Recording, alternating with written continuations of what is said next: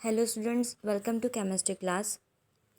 This is our next lecture. In previous lecture we studied the reaction of haloarenes with metal. Okay, and now we are going to study the new topic, that is B point, nucleophilic substitution SN of haloarenes. और उसमें आपको can you recall to इस question ये what is resonance, draw the resonance structure of bromobenzene and identify the type of hybridization of carbon to which halogen is attach in haloarenes. ये question हमें recall करने और इसके answer आपको topic में मिल जाएंगे. देखो, aryl halide shows a low reactivity towards the nucleophilic substitution reaction. जो अरिल हैलाइड है वो क्या शो करता है, लोअर रिएक्टिविटी शो करता है towards the nucleophilic substitution. Nucleophilic substitution की तरफ वो लो रिएक्टिविटी शो करता है, मतलब न्यूक्लियोफिलिक सब्स्टिट्यूशन में बहुत लोअर जाता है, उसकी रिएक्टिविटी इसकी तरफ बहुत कम है. And this low reactivity of aryl halide is due to, ये जो लो रिएक्टिविटी अरिल हैलाइड की वो किसकी वजह से, एक रेजोनेंस इफेक्ट की वजह से, एंड दूसरा है sp2 hybrid state of carbon. ठीक है, अरिल हैलाइड जो है that shows a lower reactivity. Aryl halide की रिएक्टिविटी बहुत कम है towards the nucleophilic substitution reaction. ठीक है, न्यूक्लियोफिलिक सब्स्टिट्यूशन रिएक्शन की तरफ. एंड द लो रिएक्टिविटी जो है वो दो रीज़न के वजह से है, एक है रेजोनेंस इफेक्ट एंड दूसरा है sp2 hybrid state of carbon. इन दोनों के वजह से it shows a lower reactivity. कौन, अरिल हैलाइड जो है that shows a lower reactivity because of resonance effect and sp2 hybrid state of the carbon. इन दोनों इफेक्ट के वजह से उसकी रिएक्टिविटी बहुत ही कम है, इसकी वजह से वो न्यूक्लियोफिलिक सब्स्टिट्यूशन रिएक्शन में जाता नहीं, और गया तो भी उसकी रिएक्टिविटी बहुत कम होती है. ठीक है, तो उसमें से फर्स्ट पॉइंट देखो रेजोनेंस इफेक्ट का. One of the lone pair of electron on halogen atom is in a conjugation with the pi electron of the ring. What is resonance, आपको क्वेश्चन पूछा कि रेजोनेंस क्या एक्चुअली, कि जब कोई benzene ring पे जब कोई ग्रुप अटैच होता है, ठीक है, जैसे फॉर एग्जांपल क्लोरीन है, ब्रोमीन है, तो उनके पास क्या होती है, इलेक्ट्रॉन पेयर होती है. और वो जो लोन पेयर होती है इलेक्ट्रॉन की, एक हैलोजन की, वो इलेक्ट्रॉन की पेयर जो है वो कॉन्जुगेशन में जाती है with pi electron of the ring. अब पाई इलेक्ट्रॉन मतलब कौन से, ये जो तीन बॉन्ड हमें यहाँ पे दिख रहे हैं, वो तीनों बॉन्ड जो है, ये वाला, ये और ये जो ये जो ये जो इलेक्ट्रॉन सॉरी ये जो डबल बॉन्ड है, उसी को हम पाई इलेक्ट्रॉन्स बोलते हैं. किसको पाई इलेक्ट्रॉन्स बोलेंगे. ठीक है, बेंजीन रिंग में ये जो हम पाई इलेक्ट्रॉन्स दिखाते, डबल बॉन्ड दिखाते, वही पाई इलेक्ट्रॉन्स है. और इस इलेक्ट्रॉन के कॉन्जुगेशन में ये जो इलेक्ट्रॉन पेयर है वो इलेक्ट्रॉन पेयर मूव करती है पूरे रिंग में, वो भी कॉन्जुगेशन, मतलब एक शिफ्ट हुआ तो दूसरा शिफ्ट हुआ, मतलब एक बॉन्ड शिफ्ट हुआ तो दूसरा बॉन्ड अपने आप शिफ्ट हुआ, that is called as a conjugation. तो ये जो हैलोजन है उनके ऊपर जो लोन पेयर होती है, वो लोन पेयर पाई इलेक्ट्रॉन के कॉन्जुगेशन में जाती है और वो इलेक्ट्रॉन की पेयर पूरे रिंग में घूमती है, वन कार्बन से अनदर कार्बन. ठीक है, और साथ में बॉन्ड का भी शिफ्टिंग होता है, मतलब पाई इलेक्ट्रॉन्स मतलब बॉन्ड भी कॉन्जुगेशन में रहते हैं उसके साथ, उसी को हम रेजोनेंस बोलते हैं. उसकी वजह से हमें बहुत सारे रेजोनेटिंग स्ट्रक्चर्स मिलते हैं जो उस रिंग को, उस स्ट्रक्चर को स्टेबलाइज करने का काम करते हैं. ठीक है, तो व्हाट इज रेजोनेंस, जो लोन पेयर होती है इलेक्ट्रॉन की हाइड्रोजन आइटम के ऊपर की, वो लोन पेयर इज कॉन्जुगेशन में जाती है. किसके साथ कॉन्जुगेशन में जाती है, पाई इलेक्ट्रॉन जो है रिंग के, उस पाई इलेक्ट्रॉन के साथ वो कॉन्जुगेशन में जाती है. ठीक है, और उसके वजह से वो जो लोन पेयर है वो पूरे रिंग में, रिंग के हर एक कार्बन पे जाती है. At the same time bound का शिफ्टिंग भी होता है, और उसकी वजह से हमें different forms of resonating structures मिलते हैं, और उसी को ही हम रेजोनेंस का फिनोमेनन बोलते हैं, या फिर उसको ही रेजोनेंस इफेक्ट बोलते हैं. ठीक है, उसके लिए आपको एक एग्जांपल भी दिया जिससे आपको रेजोनेंस इफेक्ट क्या है वो क्लियरली समझ में आ जाएगा. ठीक है, और उस एग्जांपल में हमें different structures, different resonance structure दिए, किसके, क्लोरोबेंजीन के. We have given the different structures of chlorobenzene के हमें डिफरेंट डिफरेंट रेजोनेटिव स्ट्रक्चर्स मिले हैं. ठीक है, देखो आपको रिंग दिख ही रही होगी. यहाँ पे देखो, पहला जो स्ट्रक्चर है it's the structure of chlorobenzene. पहला जो स्ट्रक्चर है वो किसका स्ट्रक्चर है, it's the structure of chlorobenzene. पहला स्ट्रक्चर क्लोरोबेंजीन का, जिसमें आपको सिंपल बेंजीन की रिंग दी है, और उस रिंग में क्लोरीन के पास के जो इलेक्ट्रॉन पेयर्स है, दो इलेक्ट्रॉन सॉरी इलेक्ट्रॉन की जो पेयर है वो इलेक्ट्रॉन की पेयर रेजोनेंस में जाती है। देखो पहला स्ट्रक्चर कैसे ड्रॉ किया है। पहला स्ट्रक्चर जो है इस लोन पेयर को यहाँ पे शिफ्ट किया। अब यहाँ पे एक्चुअली वो इस यहाँ पे शिफ्ट होती है, जहाँ पे ये क्लोरीन और इसके बीच का जो बॉन्ड है ये लोन पेयर यहाँ पे शिफ्ट होती है। अगर ये लोन पेयर यहाँ पे शिफ्ट हुई तो ये जो बॉन्ड है वो अपने आप ही बाहर निकलता है उसके बाजू के कार्बन में। देखो आपको एरो दिख रहे, ये वाला एरो जहाँ पे लोन पेयर यहाँ पे शिफ्ट हो रही है, फिर इसकी वजह से ये बॉन्ड अपने आप बाहर निकल रहा है। ठीक है, उसकी वजह से आपको ये स्ट्रक्चर मिला। आपको स्ट्रक्चर कौन सा मिलेगा, देखो यहाँ पे आपकी बेंजीन रिंग मिलेगी जैसे कि वैसे। ये बॉन्ड बाहर निकला है, it carries a negative charge, और ये बॉन्ड यहाँ से निकल गया बाहर आ गया, बचे ये दो बॉन्ड एज इट इज़। और क्लोरीन के ऊपर जो बॉन्ड क्लोरीन के साथ जो बॉन्ड है वो बॉन्ड डबल बॉन्ड का कैरेक्टर शो, यहाँ पे डबल बॉन्ड आएगा और ये लोन पे एक हो जाएगी। ठीक है, तो यहाँ पे देखो कि ये जो बॉन्ड है वो अपने आप बाहर शिफ्ट हो रहा है। यहाँ पे आपको स्ट्रक्चर दिख रहा है, फर्स्ट स्ट्रक्चर जो है उस फर्स्ट स्ट्रक्चर में कार्बन एरो के ऊपर से दिख रहा है कि ये जो लोन पेयर है वो लोन पेयर यहाँ पे शिफ्ट हो रही है और ये बॉन्ड यहाँ पे शिफ्ट हो रहा है। ठीक है, उसके वजह से कार्बन कार्बन के बीच में डबल बॉन्ड आ रहा है, सॉरी कार्बन और क्लोरीन के बीच में डबल बॉन्ड आ रहा है, और क्लोरीन के पास के एक लोन पेयर जाने की वजह से उसके ऊपर पॉजिटिव चार्ज डेवलप हो रहा है।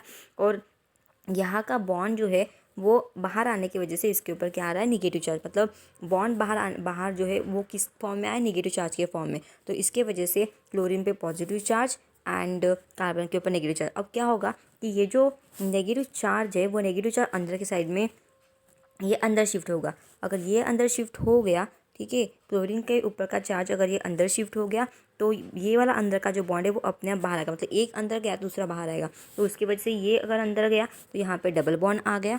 ठीक है, और ये चार्ज बाहर आ गया, इसकी वजह से यहाँ पे निगेटिव आ गया ऊपर की पोजीशन जैसे कि वैसे। ठीक है, उसके बाद के स्ट्रक्चर में क्या होगा, अब यहाँ पे निगेटिव चार्ज है, अब यहाँ पे निगेटिव, ये निगेटिव जाएगा अंदर, अगर ये अंदर गया तो ये जाएगा इस कार्बन के ऊपर बाहर। तो देखो ये अंदर गया तो यहाँ पे डबल बॉन्ड आ गया, ये बॉन्ड तो जैसे कि वैसा ही रहेगा, ये बॉन्ड जैसे कि वैसा ही है। ये वाला बॉन्ड अंदर गया तो डबल बॉन्ड आ गया, और ये अंदर गया तो ये बाहर निकलेगा तो यहाँ पे आ गया नेगेटिव चार्ज।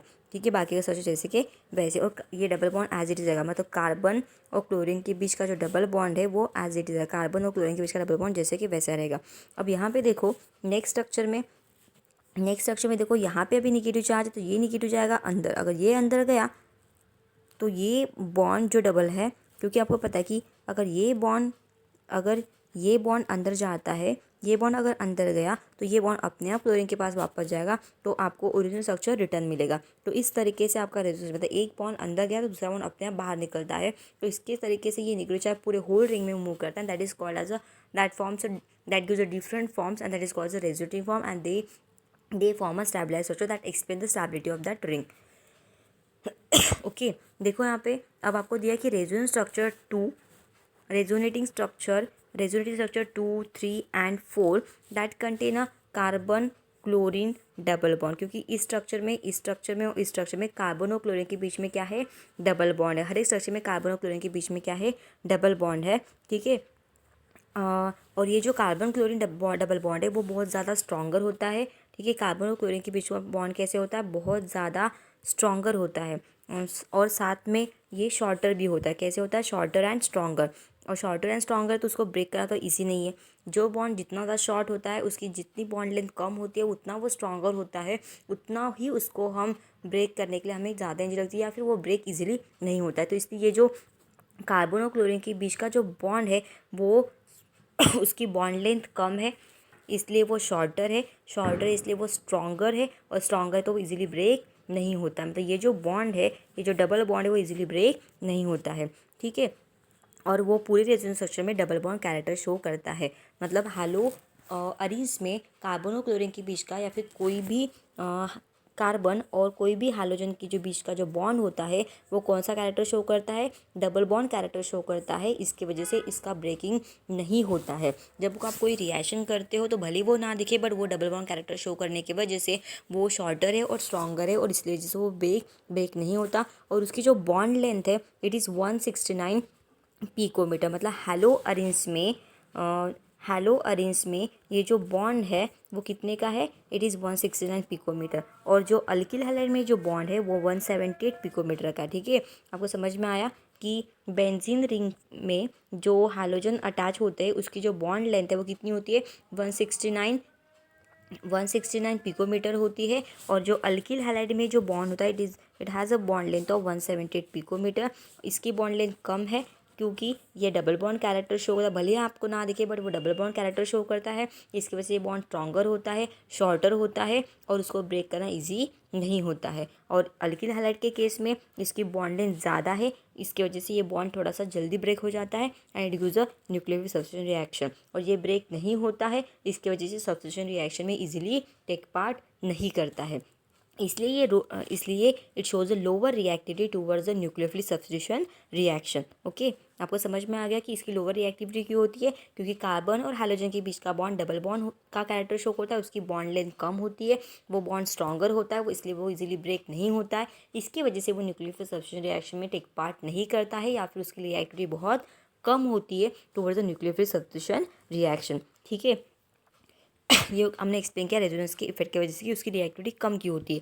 उसके बाद आपको पॉइंट दिया है कि phenyl cation produce due to self ionization of haloarenes will not be stabilize by the resonance. अगर इन केस अगर हमने आपका जो हैलोजन है, यहाँ पे क्लोरीन कंसिडर करते हैं कि अगर सपोज इसने कटायन प्रोड्यूस किया, मतलब अगर इसका हेटेरोलाइटिक फिजन हो गया तो पूरा का पूरा बॉन्ड क्लोरीन लेके जाएगा, तो it forms a chlorine ion and as well as जो बेंजीन रिंग जो है उसका जो कार्बन है, क्लोरीन अपनी इलेक्ट्रॉन लेके जाने की वजह से, क्लोरीन जो है वो इलेक्ट्रॉन की पूरी पेयर लेके जाने की वजह से it carries negative charge, but इस कार्बन के पास के इलेक्ट्रॉन कम हो जाएंगे तो इट कैरीज द पॉजिटिव, क्योंकि पूरा का पूरा बॉन्ड जो है वो क्लोरीन लेके जा रहा है। इसकी वजह से इस कार्बन के पास के इलेक्ट्रॉन कम हो जाएंगे तो उसके पास डिफिशियंसी आएगी and because of deficiency of electron this carbon carries the positive charge and forms a phenyl cation. इसका नाम क्या है? It is called as a phenyl cation. उसको हम क्या बोलेंगे? फिनिल कटायन बोलेंगे। जब क्लोरीन पूरा का पूरा बॉन्ड लेके जाएगा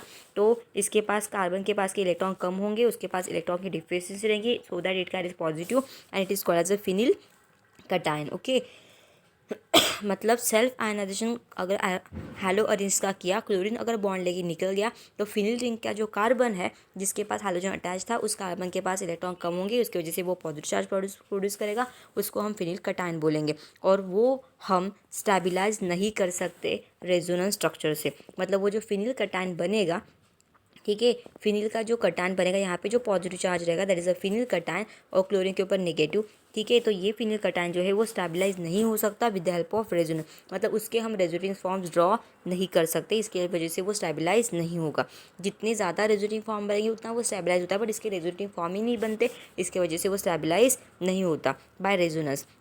और उसकी वजह से it which rules out the possibility of SN1 mechanism. उसकी वजह से वो क्या करता है, उसकी वजह से which rule out the possibility of SN1 mechanism, उसकी वजह से वो SN1 मैकेनिज्म शो नहीं करता। अगर वो रेजोनेंस की वजह से वो अगर स्टेबलाइज होता कटायन तो इसके वजह से वो SN1 मैकेनिज्म में टेक पार्ट कर पाता, बट जो फिनिल कटायन जो है वो फिनिल कटायन जो है वो रेजोनेटिंग स्ट्रक्चर ड्रॉ नहीं करता, इसके वजह से वो स्टेबल नहीं है, इसके वजह से वो SN1 मैकेनिज्म में टेक पार्ट नहीं करता। और व्हाट अबाउट SN2 मैकेनिज्म? क्या वो SN2 मैकेनिज्म में टेक पार्ट करता है?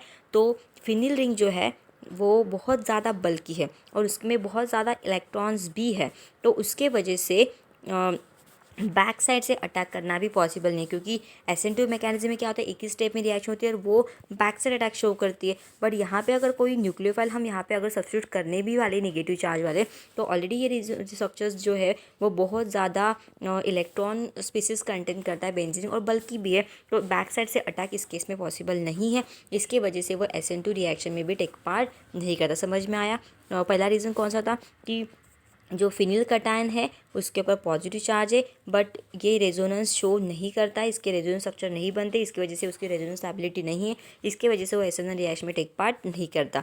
ठीक है, ये हो गया SN1 में टेक पार्ट ना करने का रीज़न। और SN2 में क्यों नहीं होता? क्योंकि SN2 मैकेनिज्म में जो फिनिल रिंग के ऊपर, मतलब जो हमारा हैलो अरेंज है, उस हैलो अरेंज के ऊपर बैक साइड से अटैक करना होता है न्यूक्लियोफाइल का, तब जाके रिएक्शन होती है। बट बल्कि बेंजीन रिंग है और इलेक्ट्रॉन रिच भी है, तो बिकॉज ऑफ दैट इसके ऊपर न्यूक्लियोफाइल का बैक साइड से अटैक भी पॉसिबल नहीं होता, इसकी वजह से हैलोरिन्स SN2 में भी नहीं टेक पार्ट करते। इसका मतलब ना तो वो SN1 मैकेनिज्म में टेक पार्ट करते, ना तो वो SN2 में टेक पार्ट करते, इनडायरेक्टली वो न्यूक्लियोफिलिक सब्स्टिट्यूशन रिएक्शन शो ही नहीं करते because of lower reactivity of aryl halide. Okay, तो ये दोनों पॉइंट हो गए। देन उसके बाद वही पॉइंट आपको दिया है कि the nucleophilic substitution reaction involving the cleavage of CH bond in haloarene, मतलब be proceed with difficulty. Nucleophilic substitution reaction जो है वो जनरली क्या इन्वॉल्व करती है, क्लीवेज ऑफ CX बॉन्ड, ये कार्बन और हैलोजन इनके बीच का जो बॉन्ड है उनका क्लीवेज जो है वो इन्वॉल्व करते हैं। जब कभी न्यूक्लियोफिलिक सब्स्टिट्यूशन रिएक्शन होता है इस हैलो अरेंज में, तो सबसे पहले ये CX बॉन्ड क्लीव होता है, ठीक है, उसका ब्रेक होता है। बट ये क्लीवेज ही बहुत ज़्यादा डिफिकल्टी से होता है, इसका क्लीवेज ही पॉसिबल नहीं है। क्यों पॉसिबल नहीं है? क्योंकि आपको पता है कि क्लीवेज क्यों नहीं होता, क्योंकि ये डबल बॉन्ड कैरेक्टर शो करता है, उसकी बॉन्ड लेंथ 169 पिकोमीटर जो कि कम है, इसकी वजह से, और वो बॉन्ड स्ट्रॉन्गर है एंड शॉर्टर है, इसकी वजह से इसका क्लीवेज बहुत डिफ़िकल्टी से होता है। इसकी वजह से अगर हम न्यूक्लियोफिलिक सब्स्टिट्यूशन रिएक्शन में उस क्लीवेज को अगर करना भी चाहते हैं तो वो बहुत डिफ़िकल्टी से होगा। ऐसा नहीं होगा नहीं, बट होगा। अगर हम न्यूक्लियोफिलिक सब्स्टिट्यूशन रिएक्शन अगर कर रहे हैं तो इस केस में ये क्लीवेज CX बॉन्ड का वो होगा, बट फिर डिफ़िकल्टी से प्रोसीड होगा, मतलब उसके लिए थोड़ी डिफ़िकल्टी जाएगी। एंड हाउएवर, तो इस केस में अगर हमें CX बॉन्ड का क्लीवेज करना है, अगर हमें न्यूक्लियोफिलिक सब्स्टिट्यूशन रिएक्शन करनी है तो हमें CX बॉन्ड का क्लीवेज तो करना ही पड़ेगा, और वो इजीली होता नहीं है। और उसका अगर क्लीवेज हमें करना है तो उसके लिए हमें वहाँ पे उस रिंग के ऊपर उस CX बॉन्ड मतलब हैलोजन इस ग्रुप के अलावा उस रिंग के ऊपर ऐसे सर्टेन ग्रुप चाहिए, ठीक है, वो भी सर्टेन पोजीशन पे चाहिए जो जो एक्टिवेट करे हैलोजन को और हैलाइड के टूवर्ड्स द सब्स्टिट्यूशन। समझ में आया? मतलब उस रिंग के ऊपर जो CX बॉन्ड है उसको अगर क्लीव करना है, क्योंकि वो इजीली क्लीव नहीं होता, क्यों नहीं होता आपको पता है, ठीक है। अगर उसको क्लीव करना है तो उस रिंग में ऑर्थो एंड पैरा पे एक दूसरे इलेक्ट्रॉन विड्रॉविंग ग्रुप चाहिए हमें, जो इलेक्ट्रॉन को विड्रॉ कर सके। ऑर्थो या फिर पैरा, इन दोनों में से कोई भी पोजीशन पे अगर इलेक्ट्रॉन विड्रॉइंग ग्रुप है तो वो इलेक्ट्रॉन विड्रॉइंग ग्रुप इस हैलोजन को क्या करते हैं, एक्टिवेट करते हैं, और उसके वजह से एक्टिवेट करने की वजह से ये बॉन्ड इजीली ब्रेक होने के, मतलब वो बॉन्ड ब्रेक इजीली हो जाता है because of electron withdrawing group. और इसके वजह से ये जो अरिल हैलाइड है, ये जो aryl halide that undergo the substitution reaction, मतलब सब्स्टिट्यूशन रिएक्शन में जाने के लिए क्या चाहिए उसके पास, presence of electron withdrawing group at ortho and para position, ठीक है, because it increase the substitution of halogen atom. मतलब हैलो अरेंज जो है उसको सब्स्टिट्यूशन की तरफ वो उसको एक्टिवेट करता है। समझ में आया? मतलब रिंग के ऊपर बेंजीन के साथ, बेंजीन रिंग में जो हैलोजन है उसको हम हैलो अरेंज बोलेंगे। तो ये जो हैलो अरेंज है उसकी रिएक्टिविटी कब इंक्रीज होती है, ये कब न्यूक्लियोफिलिक सब्स्टिट्यूशन में रिएक्शन में जाता है, जब ऑर्थो एंड पैरा पे क्या होता है, इलेक्ट्रॉन विड्रॉविंग ग्रुप अगर ऑर्थो पैरा पे प्रेजेंट है तो वो क्या करता है, इस हैलो अरेंज की रिएक्टिविटी को बढ़ाता है टूवर्ड्स द सब्स्टिट्यूशन। मतलब इजीली वहाँ पे सब्स्टिट्यूशन रिएक्शन शो करने में मदद होती है। और जितने ज़्यादा number of electron withdrawing group रहेंगे at ortho and para position पे, ग्रेटर द रिएक्टिविटी। जितने ज़्यादा electron withdrawing group ortho and para position पे प्रेजेंट रहेंगे उतनी ज़्यादा रिएक्टिविटी रहेगी, ठीक है। जैसे फॉर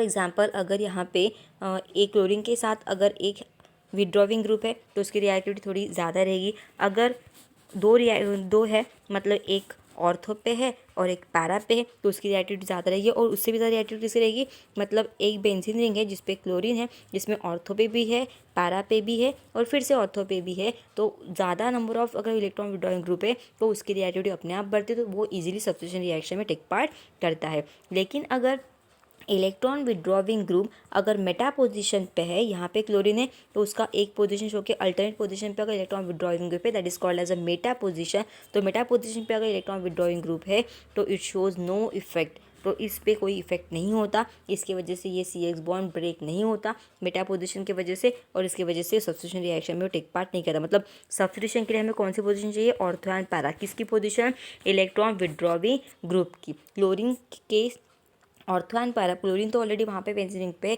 तो क्लोरीन के रिस्पेक्ट में ऑर्थो एंड पैरा पोजीशन पे, ऑर्थो मतलब क्या, ऑर्थो मतलब जो ग्रुप प्रेजेंट है क्लोरीन उसके बाजू वाली पोजीशन, एडजेसेंट पोजीशन को हम क्या बोलते हैं, ऑर्थो। ये भी ऑर्थो है, ठीक है, सॉरी। जैसे ये जो पोजीशन है ये क्लोरीन ग्रुप है, इसकी ऑर्थो मतलब ये वाली भी ऑर्थो है और ये वाली भी ऑर्थो है, और पैरा मतलब एग्जैक्टली इसके अपोजिट ये पैरा पोजिशन है, समझ में आया। और अल्टरनेट ये कौन सी है, मेटा पोजिशन। ये दोनों भी पोजिशन कौन सी है, ऑर्थो। ठीक है, समझ में आया। ये दोनों पोजिशन ऑर्थो है, ये अपोजिट वाली पैरा है। ठीक है, और ये अल्टरनेट, एक कार्बन छोड़ के दूसरे कार्बन पे अटैच है दोस्तों मेटा, तो मेटा पोजिशन पे वो रिएक्टिविटी शो नहीं करता, सिर्फ ऑर्थो एंड पैरा पोजिशन चाहिए। ठीक है, देन उसके बाद देखो आपको रिएक्शन दी। तो आई होप आपको ये समझ में आ गया होगा। अगर समझ में है तो आप एक बार फिर से वीडियो को रिवाइज कर लो, तो आपको डाउट्स क्लियर हो जाएंगे। समझ में आया। अगर बेंजीन रिंग में जो क्लोरीन अटैच है या फिर कोई भी हैलोजन अटैच है, उसके ऑर्थो पे दो ऑर्थो पोजीशन होती है, तो ये दोनों आजू बाजू की पोजीशन, एडजेसेंट पोजीशन जो है बाजू वाला जो कार्बन है उस पर अगर इलेक्ट्रॉन विड्रॉइंग ग्रुप है तो it is called ortho position. ठीक है, अगर अल्टरनेट पे है, मतलब ये कार्बन छोड़ के यहाँ पे अटैच है, उसको बोलेंगे मेटा, और एग्जैक्टली उसके अपोजिट है उसको बोलेंगे पैरा। अगर ऑर्थो पे और पैरा पे है तो वो ज़्यादा रिएक्टिविटी शो करता है, और अगर मेटा पे है तो इट शोज नो इफेक्ट। ठीक है, अब रिएक्शन देखो, आपको रिएक्शन दी है। सबसे पहले रिएक्शन में क्लोरोबेंजीन क्लोरोनाइट्रोबेंजीन है, जहाँ पे सॉरी अब रिएक्शन में देखो, सबसे पहले हमें क्लोरोनाइट्रोबेंजीन दिया, वो भी क्लोरो पैरानाइट्रोबेंजीन, मतलब एग्जैक्टली पैरा पोजीशन पे नाइट्रो ग्रुप है, तो नाइट्रो ग्रुप क्या होगा, इलेक्ट्रॉन विड्रॉइंग ग्रुप होगा। और इस इलेक्ट्रॉन विड्रॉइंग ग्रुप को यहाँ पे प्रेजेंट होने की वजह से ये बॉन्ड क्लीव करके हमें रिएक्शन देती है। ठीक है, और रिएक्शन में हमें कंडीशन क्या यूज करनी है, ये जो ऑर्थो नाइट्रोक्लोरोबेंजीन है that react with what, that react with NaOH। First position वो NaOH के साथ रहता है, और सेकंड में वो हाइड्रोजन आयन के साथ रिएक्ट करता है एट 433 केल्विन पे। सो व्हाट इट गिव, वहाँ पे ये क्लोरीन जो है उसके बीच का यहाँ का जो बॉन्ड है वो ब्रेक हो जाता है, और NaOH में से OH यहाँ पे सेपरेट हो जाता है। मतलब आपकी जो क्लोरोबेंजीन की जो रिंग है, उस क्लोरोबेंजीन में बेंजीन रिंग, ठीक है, और यहाँ पे क्लोरीन और NO2 ग्रुप अटैच है। It's react with what, NaOH। वो NaOH के साथ रिएक्ट होगी फर्स्ट केस में, एंड सेकंड केस में वो H3O के साथ रिएक्ट होगी, वो भी एट 433 केल्विन पे। तो NaOH में से OH जो है वो इस Cl की जगह पे आएगा, और Cl अटैच होगा Na के साथ, तो जगह खाली हो जाएगी। So what you get, we get this product, मतलब Cl यहाँ से निकल जाएगा Na के साथ, इट फॉर्म्स NaCl। जो जगह खाली होगी तो वहाँ पे OH जाके अटैच होगा, it forms orthonitrophenol. Okay, second reaction में देखो, सेकेंड रिएक्शन में क्या हो रहा है, सेकेंड रिएक्शन में दो पोजिशन से यहाँ पे ऑर्थो पे एंड पैरा पे नाइट्रो ग्रुप है, और यहाँ पे जहाँ पे हाइड्रोजन अटैच है वो फर्स्ट कार्बन, सेकेंड ये थर्ड और ये फोर्थ। तो ठीक है, समझ में आ गया। मतलब अगर हम स्ट्रक्चर ड्रॉ करते हैं उसका, तो यहाँ पे ये क्लोरीन, यहाँ पे NO2 और यहाँ पे NO2। तो पोजीशन देखो, जहाँ पे क्लोरीन अटैच है वो फर्स्ट कार्बन, ये सेकेंड, ये थर्ड एंड ये फोर्थ। It is called 2,4 डाइनाइट्रोक्लोरोबेंजीन। तो इसकी रिएक्शन जब हम एक्वस सोडियम कार्बोनेट के साथ करते हैं फर्स्ट केस में, एंड सेकेंड इसमें वो हाइड्रोजन के साथ रिएक्ट होता है। मतलब ये जो 2,4 डाइनाइट्रोक्लोरोबेंजीन को जब हम रिएक्ट करते हैं सोडियम कार्बोनेट, वो भी aqueous medium Na2CO3 eight 403 kelvin पे, और सेकेंड केस में उसको हम हाइड्रोजन के साथ रिएक्ट करते हैं, तो ये जो क्लोरीन के बीच का जो बॉन्ड है वो ब्रेक होता है, और अगेन ये Na के साथ Cl जाता है। ठीक है, और हाइड्रोजन आयन में H plus and OH minus ion तो होता ही है। ठीक है, बेसिक एक्वस मीडियम हम लेते हैं तो वाटर भी है उसमें, तो वाटर में से OH माइनस आयन जो है ये Cl के जगह पे जाके अटैच होता है। तो यहाँ पे क्या होगा कि इस रिएक्शन में यहाँ से Cl जो है वो Na के साथ निकल जाएगा, और वाटर एक्वस मीडियम हमने ली है, तो एक्वस मीडियम में HOH होता है, तो HOH में से OH जो है जैसे ही यहाँ से Cl Na के साथ निकल जाएगा तो OH जाके इसके जगह पे अटैच हो जाएगा। इट फॉर्म्स 2,4 डाइनाइट्रोफिनॉल फॉर्म करेगा। एंड थर्ड रिएक्शन में देखो, थर्ड रिएक्शन में ऑर्थो में भी है, पैरा में भी है, एंड ऑर्थो पे भी है, मतलब 2, 4 एंड 6 अल्टरनेट, ये 1, 2, 3, 4, 5, 6 इस टाइप से सेकेंड, फोर्थ एंड सिक्स पे नाइट्रो है, तो 2, 4, 6 ट्राई नाइट्रोफिनॉल, 3 है इसलिए try नाइट्रोक्लोरो sorry benzene. 2, 4, 6 try nitrochlorobenzene की रिएक्शन जब हम किसी साथ करते हैं उसको हम वार्म करते हैं वाटर के साथ। ठीक है, ये फर्स्ट पोजीशन, ये सेकेंड, ये थर्ड, ये फोर्थ, ये फिफ्थ एंड ये सिक्स, उसके अकॉर्डिंग 2, 4, 6 ट्राई नाइट्रोक्लोरोबेंजीन।